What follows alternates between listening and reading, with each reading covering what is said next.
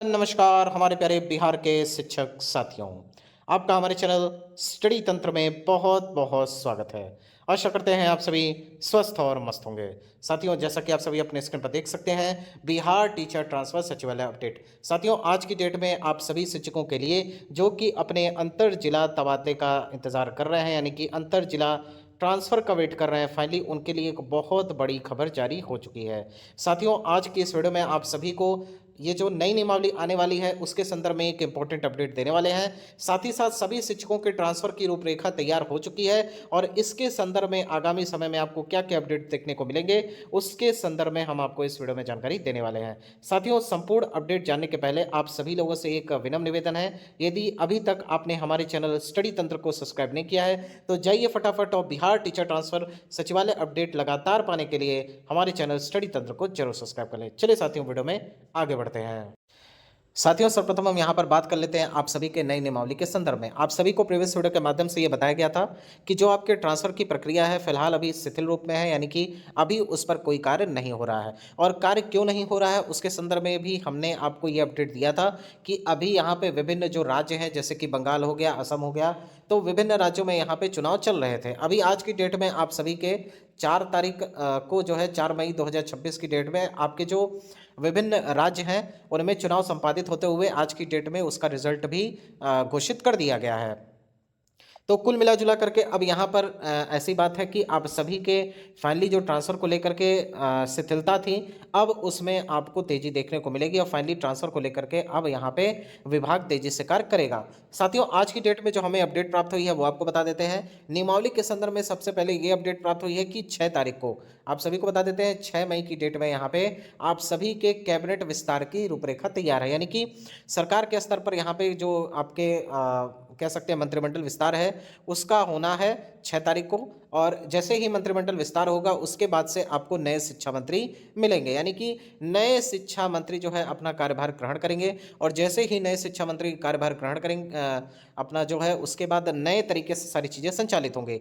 और सबसे प्रथम प्राथमिकता यहाँ पर जो आपकी रहेगी वो रहेगी ट्रांसफ़र, यानी कि ट्रांसफ़र नियमावली तो आपकी बन चुकी है। आपको एक बड़ी अपडेट दे देते हैं, अब ट्रांसफ़र नियमावली में ऐसी कोई भी चीज़ शेष नहीं है जो अभी बाकी है। फाइनली ट्रांसफ़र पर जो कार्य अभी मतलब रुका हुआ था या एक तरीके से कह सकते हैं कि उसे आगे नहीं बढ़ाया गया था, तो उसके पीछे सीधे-सीधे मतलब यही था कि यहाँ पे जो विभिन्न पदाधिकारी थे, उनकी प्रतिनियुक्ति यहाँ पे किसी बंगाल के संदर्भ में या फिर असम के संदर्भ में की गई थी और आपके यहाँ पे जनगणना भी चल रहे हैं। तो इसी के दृष्टिगत यहाँ पे थोड़ी-सी आपको देखने को मिली थी कि ट्रांसफ़र जो नियमावली है, उसमें उसकी गति थोड़ी-सी आपको स्लो देखने को मिली थी। लेकिन अब फाइनली चूँकि यहाँ पे घोषणा हो चुकी है और इलेक्शन रिज़ल्ट्स आपके सामने हैं, अब यहाँ पे बहुत तेज़ी से कार्य होने वाले हैं। अब यहाँ पे सबसे बड़ी जो निगाहें हैं, वो निगाहें हैं आप सभी की 6 तारीख को मंत्रिमंडल विस्तार की, यानी कि जैसे ही आपका मंत्रिमंडल विस्तार हो जाएगा और नए शिक्षा मंत्री अपना पदभार ग्रहण कर लेंगे, उसके बाद आपके नए नियमावली को यहाँ पे कैबिनेट स्वीकृति मिलेगी। क्योंकि यहाँ पे शिक्षा मंत्री का अनुमोदन होना बाकी होता है, तो अभी जो है जब तक नए शिक्षा मंत्री नहीं मिलेंगे, तब तक आपकी जो नियमावली है उसको अप्रूवल नहीं मिल पाएगा। तो फाइनली जो अप्रूवल है वो तो सरकार देगी और सरकार यहाँ पे मतलब जो है शिक्षा विभाग के शिक्षा मंत्री। तो कहने का तात्पर्य ये है कि आप सभी को थोड़ा सा वेट और करना होगा।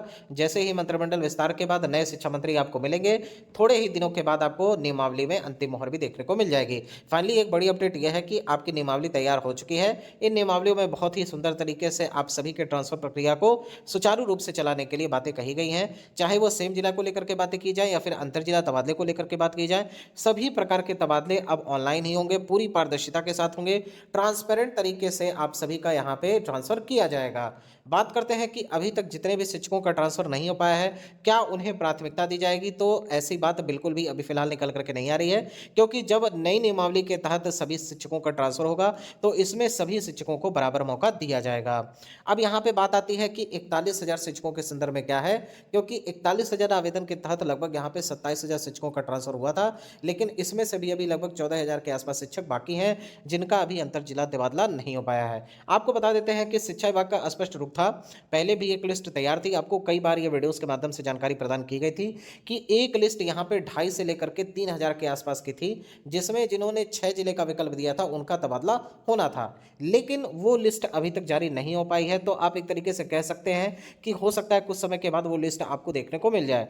अब उसमें जो लकी होंगे, उनका यहाँ पे संभवतः लिस्ट में में नाम होगा और उनका तबादला कर दिया जाएगा, क्योंकि लिस्ट ऑलरेडी यहाँ पे तैयार है।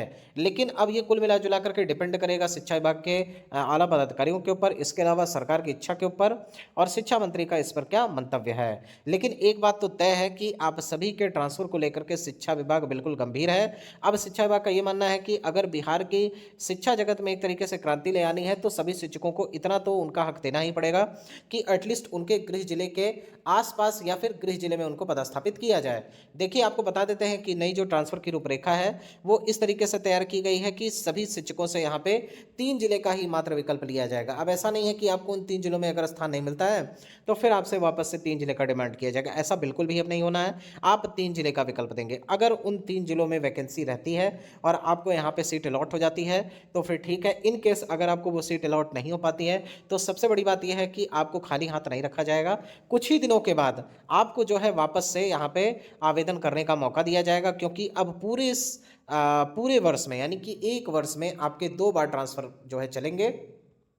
साथ ही साथ म्यूचुअल ट्रांसफर को लेकर के बता दें तो पूरे वर्ष में आपका म्यूचुअल ट्रांसफर भी 2 बार ओपन होगा, यानी कि पारस्परिक स्थानांतरण भी आप अपना इजीली ले सकेंगे। तो जितने भी शिक्षकों ने अभी तक अपना पारस्परिक स्थानांतरण खोज करके रखा हुआ है और बस वो वेट कर रहे हैं कि किसी प्रकार से विंडो ओपन हो जाए और फिर फाइनली वो अपना जो है आवेदन कर पाएँ, तो वो लोग बिल्कुल रेडी रहिए, क्योंकि पारस्परिक स्थानांतरण को लेकर के भी बहुत जल्द यहाँ पर आप सभी को एक खुशखबरी मिलने वाली है। प्राप्त जानकारी के अनुसार नई नियमावली आने में तो अभी फिलहाल थोड़ा सा समय है, मान करके चल सकते हैं 15 से 20 दिन यहाँ पे अभी और लगेंगे। मई के लास्ट में जाकर के कहीं आपका नई नियमावली देखने को मिलेगा और तब तक आपकी जनगणना भी समाप्त हो जाएगी, यानी कि 31 मई तक आपकी जनगणना की समाप्ति भी हो जाएगी और तब तक आपका नई नियमावली भी आ जाएगा। उसके बाद आप सभी से आवेदन लिए जाएंगे और उसी आवेदन के आधार पर आप सभी का स्थानांतरण यानी कि ट्रांसफर किया जाएगा। अब यहाँ पे सबसे बड़ी बात है कि म्यूचुअल ट्रांसफर का विंडो कब ओपन होगा, तो बिल्कुल ये पक्की जानकारी है कि आपका म्यूचुअल ट्रांसफर का जो विंडो है संभवतः जून में ओपन देखने को मिल सकता है।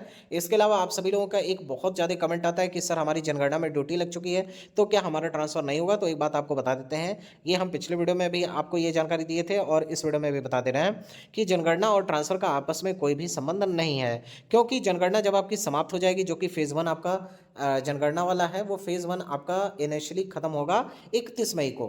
31 मई के बाद आप बिल्कुल फ्री हो जाएंगे और उसके बाद ही यहाँ पे विंडो ओपन किया जाएगा आवेदन करने के लिए। संभवतः मान करके चलिए जून में आपका ट्रांसफर विंडो ओपन होगा और इसलिए आप वहाँ से अपना आवेदन कर पाएंगे।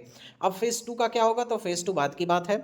फिलहाल आप सभी के ट्रांसफर को लेकर के शिक्षा विभाग गंभीर है। बहुत जल्द, मतलब मान करके चलिए 15-20 दिन के अंदर आपकी नियमावली आ जाएगी, क्योंकि इसके पीछे रीज़न क्या आप सभी को पता लग गया होगा। अभी जो नई सरकार बननी थी उसके बाद अब मंत्रिमंडल विस्तार होना है, नए शिक्षा मंत्री का आना है और उसके बाद कैबिनेट स्वीकृति मिलनी है। तो ये जब सारे कार्य हो जाएंगे तो फाइनली आपके नियमावली को भी यहाँ पे अप्रूवल मिल जाएगा और उसी नियमावली के आधार पर आगे समय में आपका ट्रांसफर होगा। तो जितने लोग भी निराश है, बिल्कुल निराश मत होइए, आराम से काम करिए। आपके ट्रांसफर को लेकर के शिक्षा विभाग गंभीर है और बहुत जल्द सभी का स्थानांतरण चलेगा। एक बात याद रखिएगा, आप राज्यकर्मी हैं। आप राज्यकर्मी का ट्रांसफर बिल्कुल उनके नियमावली में रहता है, इसलिए आपको परेशान नहीं होना है। अगर आप सोच रहे हैं कि हम बहुत दिक्कत में हैं या फिर हमने म्यूचुअल ट्रांसफर ले लिया है, हम बड़ी समस्या में हैं, या किसी प्रकार से आपने अच्छे का स्थानांतरण ही ले लिया है लेकिन अब आप चाहते हैं कि आपका स्थानांतरण वापस से हो जाए, तो आपको घबराना नहीं है। आपका ट्रांसफर बिल्कुल तय है। मान के चलिए कि 6 महीने से 1 साल के अंदर, मतलब पहली बार में अगर हो गया तो अच्छी बात है, नहीं हुआ तो साल में 2 बार आप ट्रांसफर का मौका मिलेगा। एटलीस्ट 1 वर्ष के भीतर आप अपने ऐच्छिक स्थान पर जरूर पहुंच जाएंगे। साथियों, सेम जिला को लेकर के भी नियमावली में चर्चा की गई है। सेम जिला ट्रांसफर भी पूरे वर्ष में 2 बार होगा, तो इसको लेकर के भी अगर आपके कोई डाउट है तो कमेंट सेक्शन ओपन है, वहां से जाकर के आप इजीली अपना क्वेश्चन कर सकते हैं। साथियों, फिलहाल ये वीडियो यहीं तक, जितनी जानकारी थी आपको यहाँ पर दे दी गई। नेक्स्ट वीडियो कोई नेक्स्ट इन्फॉर्मेशन आएगी तो उसके रिगार्डिंग दे दी जाएगी। फिलहाल ये वीडियो यहीं तक। अगर वीडियो पसंद आई हो तो चैनल को सब्सक्राइब करना ना भूले, साथ ही साथ इस वीडियो को ज़्यादा से ज़्यादा ग्रुप में शेयर करें। थैंक यू सो मच साथियों, यहाँ तक वीडियो देखने के लिए। माता रानी करें आपका दिन शुभ हो। Thank you so much.